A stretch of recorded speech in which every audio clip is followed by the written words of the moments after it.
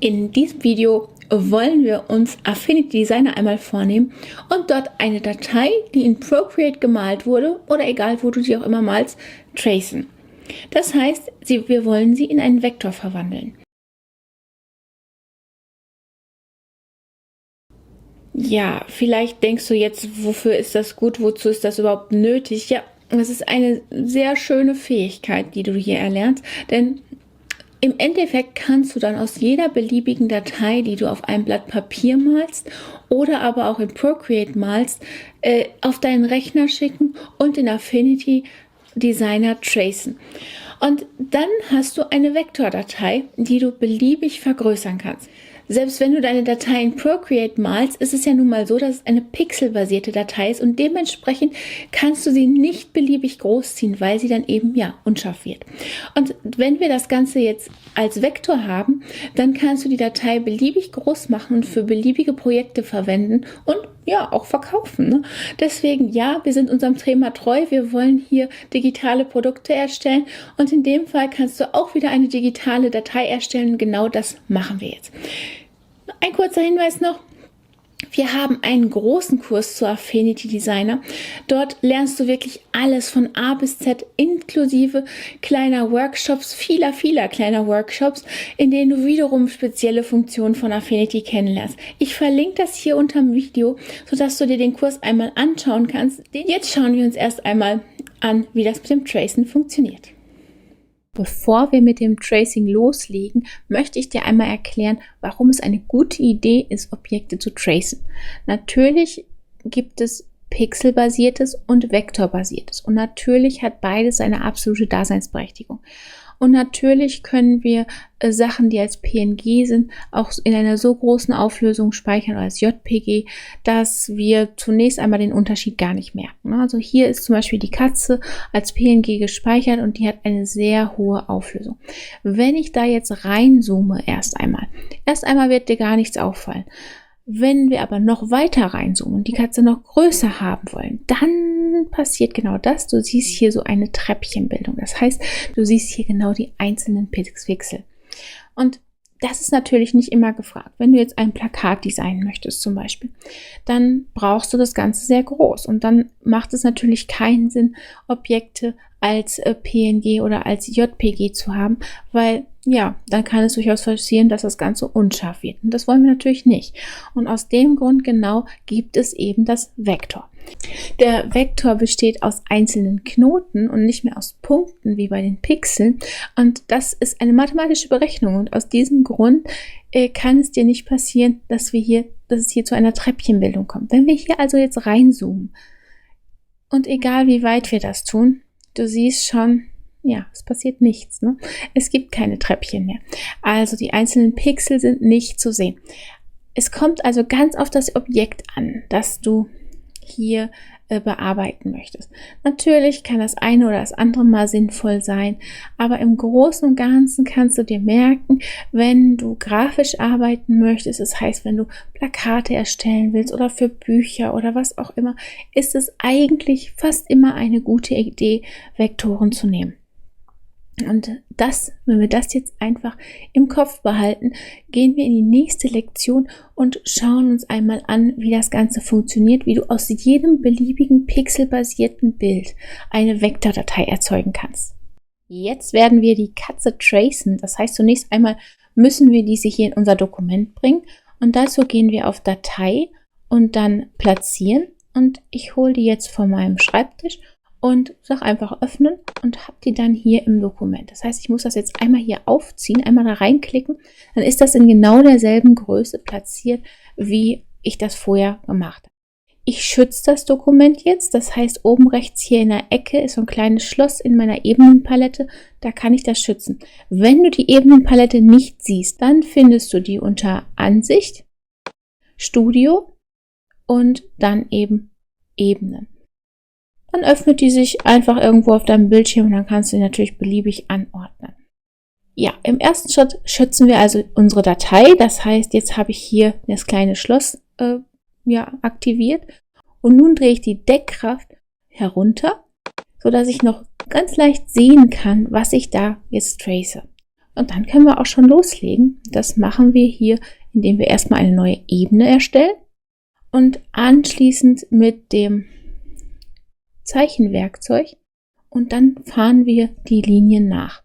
Wir arbeiten von hinten nach vorne. Das ist letztendlich das einfachste und dazu gehe ich immer hier mit der Maus, linke Maustaste drücke ich, halte die fest, wenn ich das Ganze ein bisschen in die eine oder andere Richtung drehen muss und fahre die Linien nach.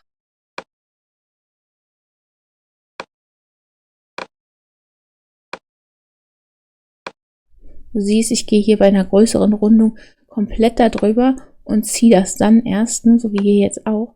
Dann kann man bis zur nächsten Kurve sozusagen immer komplett arbeiten. Dann wird das Ganze weniger hackelig. Man muss das alles ein bisschen probieren und ein bisschen trainieren vor allen Dingen. Aber im Großen und Ganzen geht es darum, die Maus festzuhalten, die linke Maustaste, und das Ganze dann nach rechts oder links zu ziehen, je nachdem, wo du die Kurve haben. Also, wie gesagt, wir arbeiten von hinten nach vorne. Also in dem Fall erst einmal die Umrandung. Dann müssen wir uns um die Vorderpfötchen kümmern. Dann natürlich Gesicht und Ohren und den Mund. Aber jetzt erst einmal arbeite ich einfach nur hier einmal um die Katze herum.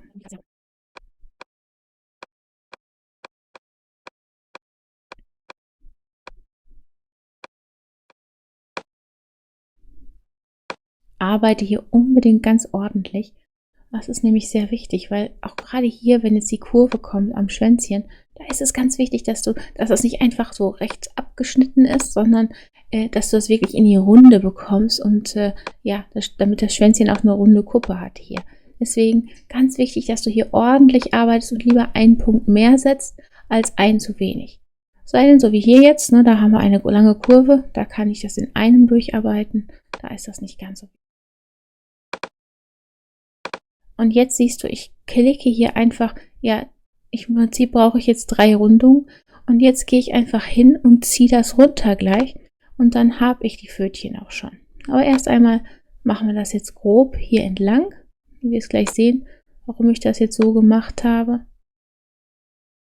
Erst einmal nur die äußere Linie. Die Vorderpfötchen kommen gleich, die arbeite ich gleich noch einmal nach.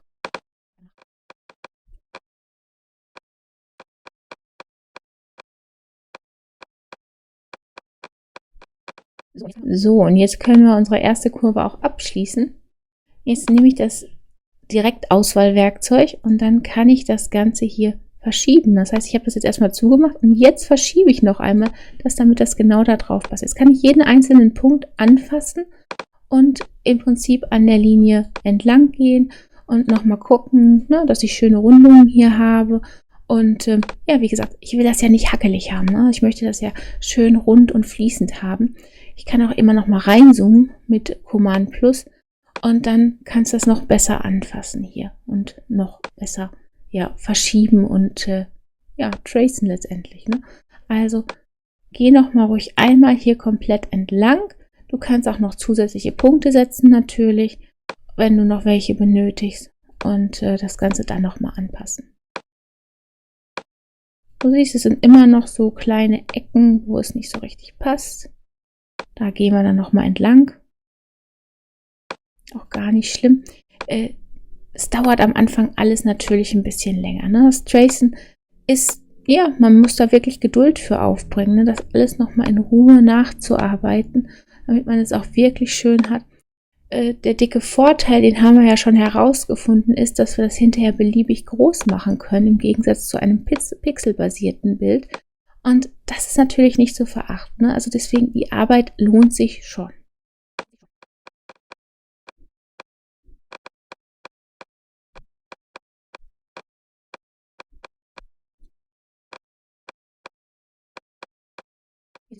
Hier siehst du, oben am Schwänzchen ist sogar noch mal eine dicke Macke drin. Daher können wir das noch ein bisschen runder gestalten, ein bisschen rausnehmen, ein bisschen nachzeichnen. Muss auch nicht 100% alles auf der Linie sein, das ist bleibt dir überlassen. Hauptsache, das Gesamte ist dann wiederum stimmig.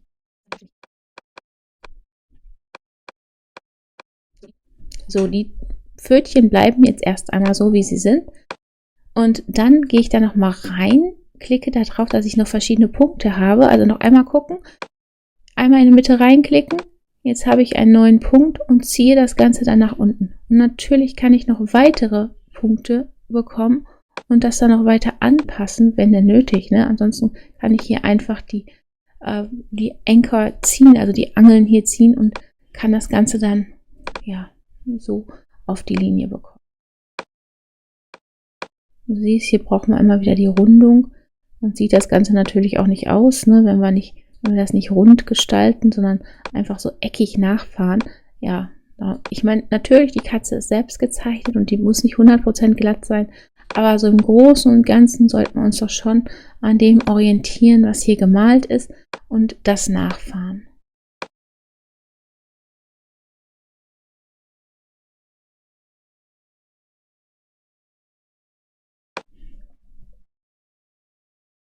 So, ich zoome jetzt wieder raus und wie du jetzt sehen kannst, ist die Katze jetzt fertig. Also die Umrandung der Katze ist jetzt fertig. Ich habe die jetzt einmal mit Weiß gefüllt, dass du jetzt die komplette Umrandung sehen kannst. Und ja, das sieht doch schon ganz gut aus. Ne?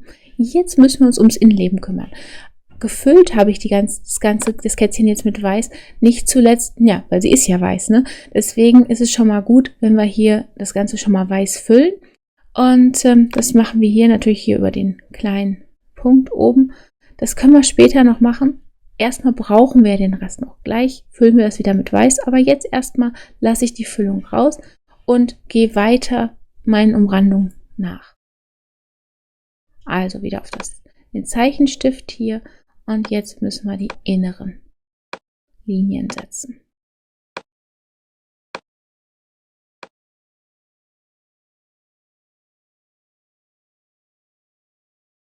Was jetzt auch ein bisschen tricky ist, ne, ist, dass ich die Außenlinien noch einmal nachfahren muss letztendlich, weil die ja sozusagen da drüber liegen. Ne?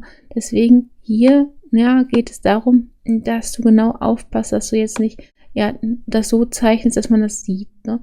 Also ganz genau da entlang fahren. Jetzt ist da noch eine kleine Beule drin, die müssen wir natürlich noch rauskriegen. Ja. Um ganz sicher zu gehen, dass hier nichts zu sehen ist, ziehe ich die obere Ebene mit der Maserung einfach in die darüber liegende Ebene rein und dann ist das Ganze ja sozusagen weggeklippt. Also wichtig ist jetzt, dass wir das Ganze auf einer Ebene zeichnen können. Wir wollen ja schließlich hinterher nicht hunderte von Ebenen haben in unserem Dokument.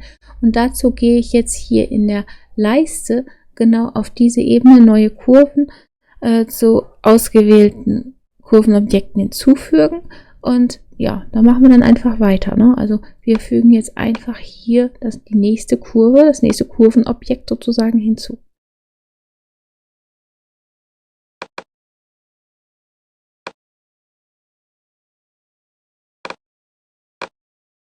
Natürlich ohne Füllung, ne? Die kann man ja da in der Farbpalette an- und ausschalten. Ich habe die jetzt hier wieder ausgemacht. Wir können das später alles mit Farben füllen.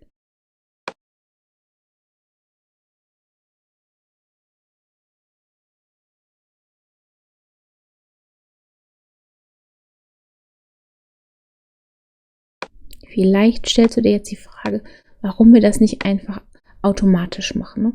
Ja, in Illustrator gibt es dieses Vektor-Tool. Da können wir das natürlich alles ganz automatisch vektorisieren lassen. Aber ja, Adobe Illustrator kostet halt auch jeden Monat Geld. Ne? Und hier in Affinity können wir das so machen. Wenn wir denn unbedingt vektorisieren möchten, gibt es auch noch kostengünstige Vektorprogramme. Die werde ich hier einmal unterhalb im Kurs verlinken. Diese Vektorprogramme kosten vielleicht 10 Euro, um die 10 Euro würde ich sagen, im App Store. Und dann kannst du das Ganze hier auch vektorisieren. Aber wenn du etwas automatisch vektorisierst, ist es natürlich immer so, das ist ja immer ein automatisches Programm, ne? Das wird nicht jede Feinheit, jede Ecke finden und es wird halt auch immer vielleicht ein bisschen rauer sein. Also so ordentlich, wie wir das jetzt hier machen, bekommst du es halt wirklich nur per Hand hin. Und deswegen, ja, für das ein oder andere Objekt lohnt es sich vielleicht, das per Hand zu tracen.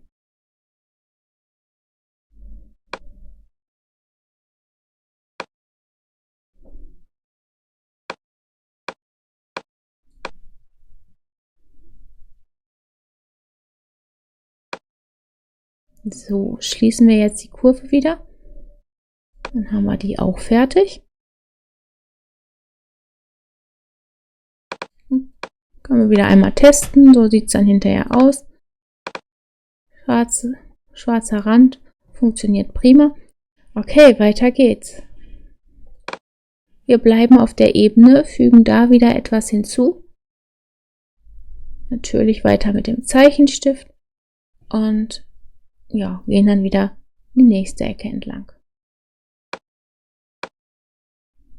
Schau immer, dass du möglichst viel in einen Arbeitsschritt integrierst, also möglichst viel Fläche sozusagen. Und vergiss nicht, so wie ich jetzt gerade, die Füllung auszuschalten. Die brauchen wir jetzt erstmal nicht. Wir machen das erstmal jetzt nur den Rand.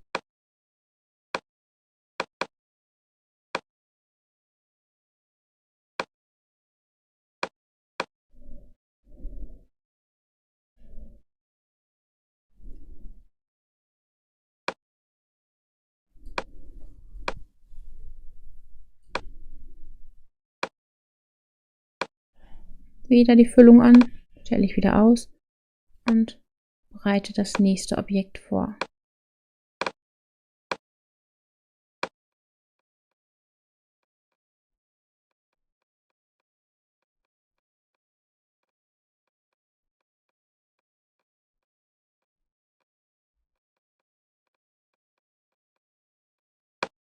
Du siehst, es dauert alles seine Zeit, das kann man auch leider nicht schneller machen. Einfach ein bisschen Geduld mitbringen und dann hier entlang gehen. Du bekommst im Kurs natürlich die Katze in, ja, sozusagen in abgeschwächter Form, damit du das Ganze einmal selbst ausprobieren kannst. Die hängt hier an. Du findest einen Link im Projektbereich, da kannst du dir die Katze herunterladen.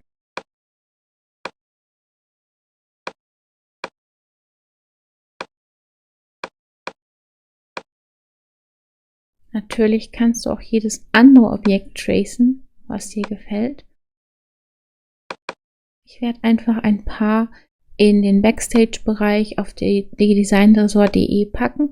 Dort kannst du dir alles herunterladen, wenn du dich dann in den Newsletter einträgst. Natürlich kannst du dich jederzeit wieder austragen, sobald du die Dateien heruntergeladen hast. Und dann erhältst du natürlich auch keine weiteren E-Mails mehr von mir.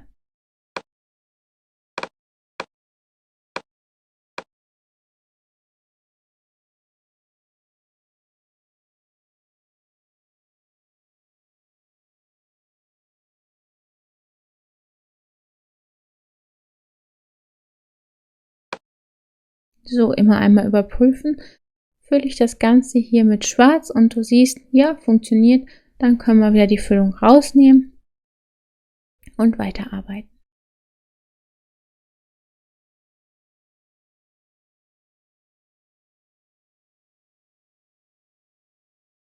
Das Ganze mache ich jetzt als einzelne Bereiche. Der Vorteil hier ist einfach, dass ich nicht alles überlappen muss. Ne? Sonst müsste ich immer auf der Außenlinie nachzeichnen. Und ja, das kann irgendwann nur nicht schön enden sozusagen, wenn ich das Ganze immer doppelt habe. Und ja, irgendwann sieht man es vielleicht. Ne? Deswegen ist es eine ganz gute Idee, wenn ich einfach nur die kleinen Bereiche nacharbeiten muss.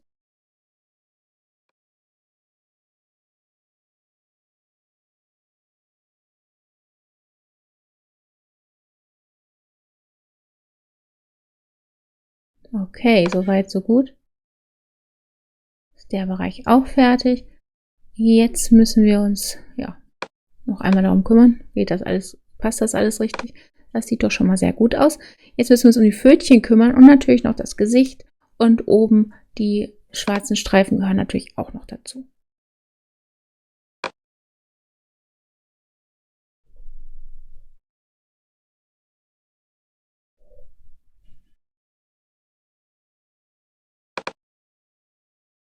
Ich zoome hier mit Command Plus immer rein und raus. Oder natürlich im Windows-Computer auch mit STRG Plus. Und ja, dann kann ich das natürlich wesentlich besser sehen. Und natürlich lasse ich immer die Füllung an, wie du gerade gesehen hast. Aber das können wir ganz schnell ändern. Also wieder aus. Und jetzt fahre ich hier nochmal, ja, sozusagen die Haare nach, ne, auf dem Köpfchen. von der Kante.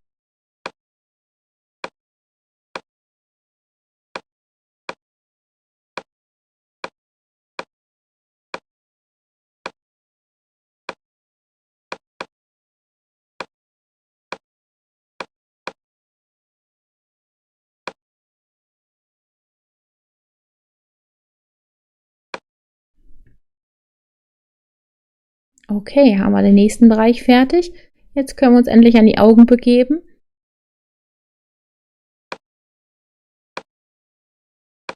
Gleich wird es nochmal interessanter, versprochen. Da kümmern wir uns nämlich um den Mund und natürlich auch um das Innenleben der Ohren. Die haben zumindest 2 Farben. Da müssen wir das noch ein bisschen die Einstellung ändern.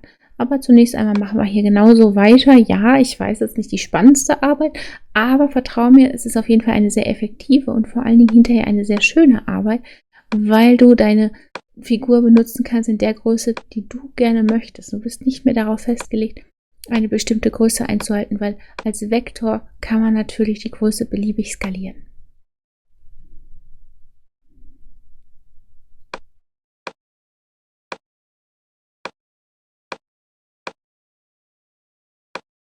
Du siehst auch, ich bin immer noch auf der einen Ebene und habe alle meine Bereiche, meine schwarzen Bereiche hier auf dieser einen Ebene.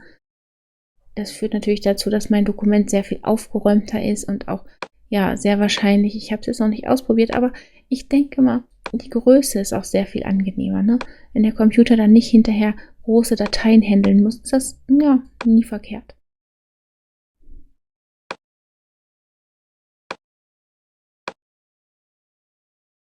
Da siehst du jetzt schon, ist eine kleine Beule drin, die werden wir aber jetzt gleich sofort reparieren.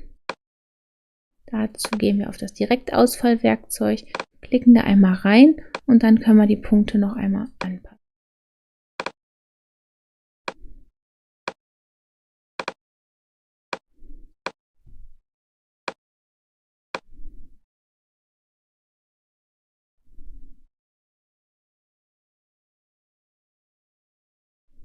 So, soweit sind wir schon mal.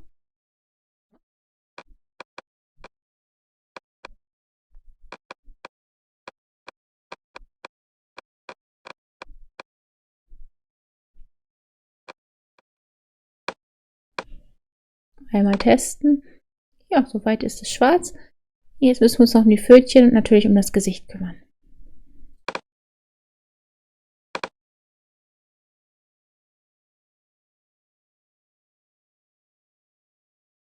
Ja, und jetzt erstellen wir auch endlich eine neue Ebene und fügen das nicht noch weiter hinzu. Ja, den kleinen Schnippel hier vielleicht fügen wir doch noch hinzu.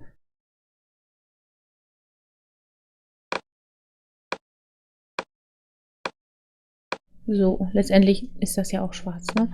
So, weiter geht's. Keine Füllung mehr. Kleinen Bereiche fügen wir einfach noch hinzu. Command Z, dann bin ich wieder zurück. Also einfach nochmal hier neu reingehen.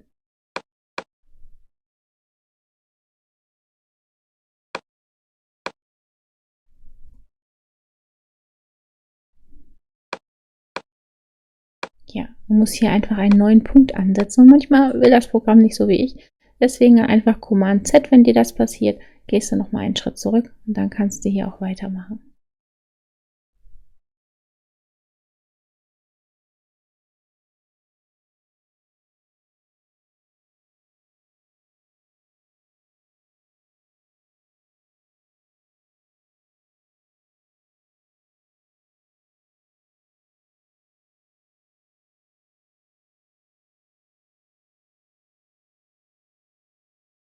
So, die Barthaare machen wir jetzt auf eine neue Ebene, einfach weil wir die ja hinterher nicht füllen müssen.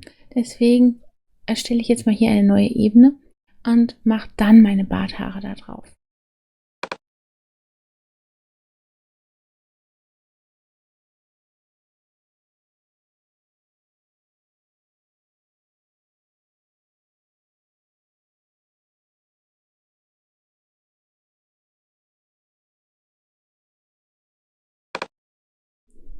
Wie du jetzt sehen kannst, haben wir hier noch ein Problem mit der Nase. Die hätte nämlich auch besser auf eine eigene Ebene gemusst. Deswegen müssen wir uns jetzt hier überlegen, wie wir das Ganze wieder rausnehmen. und das Ganze nochmal auf eine eigene Ebene legen. Also werden einfach die Punkte gelöscht, wie du gerade gesehen hast, und dann erstellen wir eine neue Ebene, um die Nase noch einmal nachzuarbeiten.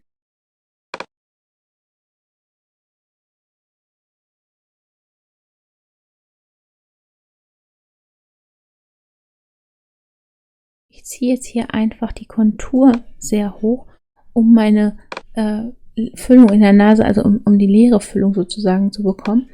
Also keine komplette Füllung in der Nasenspitze.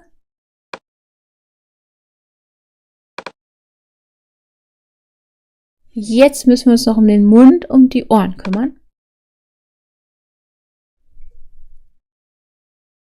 Und der hat jetzt mehrere Farben, sowohl der Mund als auch die Ohren.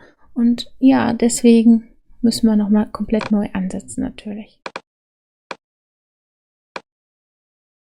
Ups, jetzt ist das Ganze ein bisschen dick. Also Kontur nochmal runter auf 5, 4,5.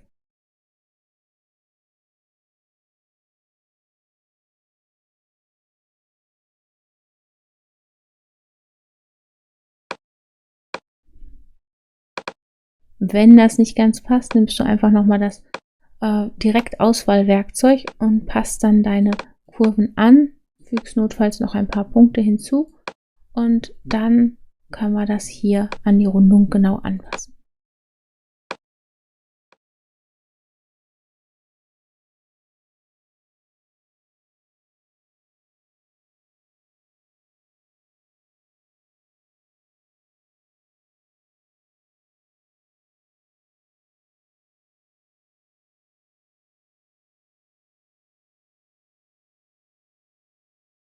So, die 3 Objekte haben wir auf getrennten Ebenen.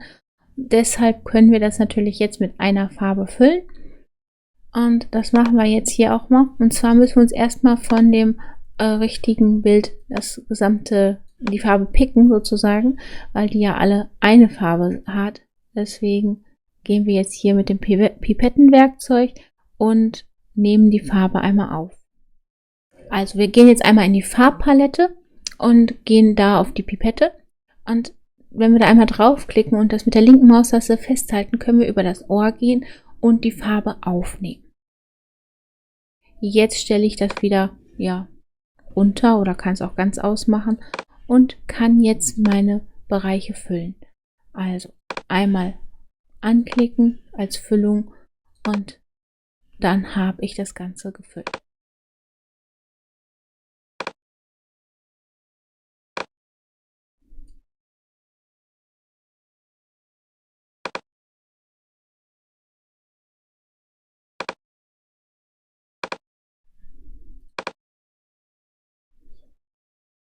Jetzt brauchen wir nur noch die Zunge und dann sind wir schon fertig. Ja, ich weiß schon, ist so eine Sache.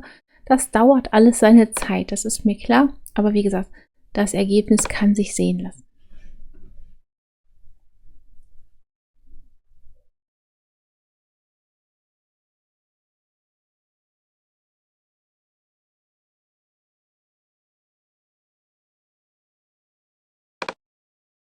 Wir brauchen nochmal eine neue Farbe, also nochmal die Pipette, nehmen die nächste Farbe auf und füllen damit unsere Zunge. Jetzt siehst du natürlich nicht viel, weil wir noch den Hintergrund anhaben. Aber wenn wir den jetzt ausstellen, dann stellen wir fest, dass sich da auch nicht viel verändert hat. Außer, dass es jetzt gar nicht zu sehen ist. Also müssen wir nochmal die Ebenen hier neu sortieren. Ja, okay, so ist es. So weit, so gut. Ne? Wenn wir jetzt das Ganze mal ein bisschen kleiner machen, dann kannst du die ganze Katze sehen. Die ist jetzt noch nicht gefüllt. Das heißt, wir brauchen nochmal auf die erste Ebene und müssen die noch einmal mit Weiß füllen. Also weiße Farbe auswählen hier und ja, schon ist unsere Katze fertig. So, nun müssen wir unsere Katze noch exportieren, damit wir das Dokument natürlich auch verwenden können. Im Moment siehst du hier einen transparenten Hintergrund und das bedeutet, dass wir normalerweise unsere Katze als PNG speichern würden. Dazu gehen wir hier auf Datei und dann exportieren und PNG bedeutet in dem Fall, du hast hier diesen transparenten Hintergrund und JPG würde bedeuten, dass dieser Hintergrund weiß ist. Dann kannst du das natürlich nicht mehr irgendwo drauflegen und irgendetwas durchscheinen lassen, sondern du hättest einfach einen weißen Hintergrund. Je nach Projekt ist das natürlich das eine oder andere gefragt, aber, und das ist hier ein großes Aber, weil wir haben gerade eine Vektordatei erstellt und aus dem Grund möchten wir natürlich eigentlich auch eine Vektordatei behalten und aus dem Grund brauchen wir ein SVG. SVG sorgt dafür, dass diese ganzen Ebenen verschwinden, wenn du das abspeicherst. Und das kannst du hier tun, indem du hier auf 300 dpi einstellst, ist immer sicherer und dann hier auswählst, was du denn speichern möchtest. Und dann klickst du hier auf Exportieren und speicherst deine Katze als SVG ab. So hast du ein Vektor, aber du hast keine Ebenen mehr, die du ändern kannst. Deswegen gehe ich hier mal ganz kurz auf Abbrechen, weil ich möchte, dass du auch weißt, dass du immer bitte die Affinity-Datei abspeichern sollst. Und du siehst schon hier, ich habe die hier benannt und dass die noch nicht gespeichert ist, sieht man hier an diesem kleinen Sternchen hier. Das bedeutet, die letzten Änderungen in diesem Dokument sind noch nicht gespeichert. Um das zu machen, gehst du einfach auf Datei speichern oder eben, wenn du der Sache noch keinen Namen gegeben hast, speichern unter und dann kannst du natürlich der Katze irgendeinen Namen geben und das Ganze auf deinem Computer abspeichern. Wenn du das getan hast, ist das immer super, weil du kannst dann hier sämtliche Änderungen vornehmen. Das heißt, angenommen, du möchtest die Zunge nicht mehr ich sag mal, einem Pink haben, sondern aus irgendwelchen Gründen grau, dann ist das eben auch kein Problem, also in dem Fall hier den Rache. Aber natürlich wollen wir das jetzt nicht, deswegen mache ich jetzt hier Command Z und gehe zurück. Aber du kannst hier ganz einfach alle Ebenen farblich anpassen und ändern. Oder sagen wir, du möchtest aus der schwarzen Katze eine weiße Katze machen, dann ist das natürlich auch möglich, indem wir einfach die Farben der Ebenen ändern. Ja, sieht jetzt ein bisschen seltsam aus, ich gehe jetzt auch wieder zurück, aber so bekommst du eine Idee, was man hier alles machen kann, wenn man denn eben diese Datei, diese Affinity-Datei behält. Also Datei speichern, dann passiert nämlich Folgendes, dieses kleine Sternchen verschwindet, so weißt du, du hast die neueste Version dieser Datei gespeichert. Wenn ich jetzt hier reingehe und irgendwas bewege, dann siehst du sofort, hier ist wieder ein Sternchen. Das bedeutet, der letzte Schritt ist nicht gespeichert und das müsste ich jetzt wieder machen, um die neueste Version meiner Datei zu haben. Ja, ich hoffe, dir hat das Video gefallen. Und wenn dem so ist, ja, dann abonniere doch unseren Kanal, klick die kleine Glocke an, damit du benachrichtigt wirst, wann immer wir ein neues Video posten und vergiss nicht auf den Like-Button zu klicken. Ja, du hast jetzt eine ganz wichtige Sache gelernt, nämlich wie das Tracen von Dateien funktioniert. Ich würde dir vorschlagen, mach einfach mit, ne? Du kannst auf unserer Webseite kannst du dir im Backstage-Bereich die Datei herunterladen. Das heißt, es gibt eine abgeschwächte Datei von dieser Katze, die kannst du herunterladen, damit du gleich loslegen kannst. Ne? Also diese Ausrede gibt es jetzt auch nicht. Also es bleibt dir nichts anderes übrig. Komm rüber, trag dich in den Newsletter ein, lad die Katze runter und leg sofort los. Du kannst dich danach natürlich sofort austragen, aber naja, du verpasst dann weitere hilfreiche Dateien für die nächsten Tutorials. Und ich hoffe, ich sehe dich im nächsten Video. Bis dahin, tschüss.